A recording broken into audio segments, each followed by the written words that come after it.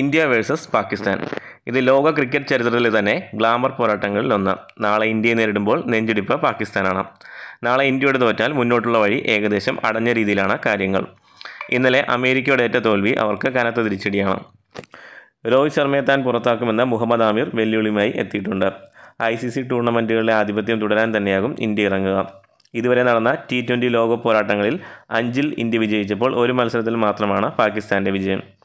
എന്നാൽ പാകിസ്ഥാൻ്റെ കരുത്തരായ ഫാസ്റ്റ് ബോളേഴ്സിനെ അമേരിക്ക എടുത്തലക്കിയ സ്ഥിതിക്ക് ഈ പിച്ചിൽ നിന്ന് അവർക്ക് കാര്യമായ ഇമ്പാക്റ്റ് ഉണ്ടാക്കുക ബുദ്ധിമുട്ടാണെന്ന് മനസ്സിലാക്കാം.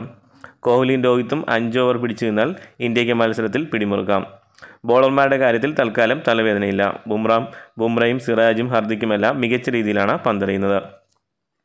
വിരാട് കോഹ്ലിയിലാണ് ഇന്ത്യയുടെ പ്രതീക്ഷകൾ എത്രയും. പല പ്രതിസന്ധി ഘട്ടങ്ങളിലും ഇന്ത്യൻ ഇന്നിങ്സിനെ ഒറ്റയ്ക്ക് തോളിലേറ്റിയ ചരിത്രം ഇതിനു മുൻപുമുണ്ട്. ഋഷഭ് പന്തിൻ്റെ ഫോമും പ്രതീക്ഷ നൽകുന്നതാണ്. സൂര്യകുമാർ യാദവ് കൂടി ഫോമിലേക്ക് തിരിച്ചെത്തിയാൽ ടീം ഇന്ത്യക്ക് കാര്യങ്ങൾ കുറച്ചുകൂടി എളുപ്പമാവും. നസാവ് സ്റ്റേഡിയത്തിലെ പിച്ചാണ് വില്ലനാകാൻ സാധ്യതയുള്ള ഒരാൾ. പിച്ചിലെ ബൗൺസ് വേരിയേഷൻ പല മത്സരങ്ങളിലും ബാറ്റേഴ്സിനെ വെള്ളം കുടിപ്പിക്കുന്നത് കണ്ടതാണ്. ആദ്യ മത്സരത്തിൽ രോഹിത്തിന് ഇങ്ങനെ പരിക്കേറ്റ് മടങ്ങിയിരുന്നെങ്കിലും സ്കാനിങ്ങിൽ താരത്തിൻ്റെ പരിക്ക് ഗൗരവമുള്ളതല്ല എന്ന് കണ്ടെത്തിയിരുന്നു. എന്നാൽ പാകിസ്ഥാൻ നിരയിൽ കാര്യങ്ങൾ അത്ര ശുഭമല്ല. നാളത്തെ മത്സരം അവർക്ക് ജീവൻ മരണ പോരാട്ടമാണ്. USA സൂപ്പർ 8-ൽ കടക്കാനുള്ള എല്ലാ സാധ്യതയും ഉണ്ട്. അതിനാൽ തന്നെ തോൽവി പാകിസ്ഥാൻ്റെ സാധ്യതകൾ ഇല്ലാതാക്കും.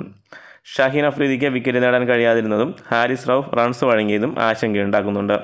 താരതമ്യേന പുതിയ ടീമായ USA തോറ്റതിൻ്റെ ആഘാതത്തിൽ നിന്ന് ടീം കരകയറിയിട്ടില്ലെങ്കിൽ നാളെ ഇന്ത്യയ്ക്ക് മത്സരം എളുപ്പമാവും. All the best team India.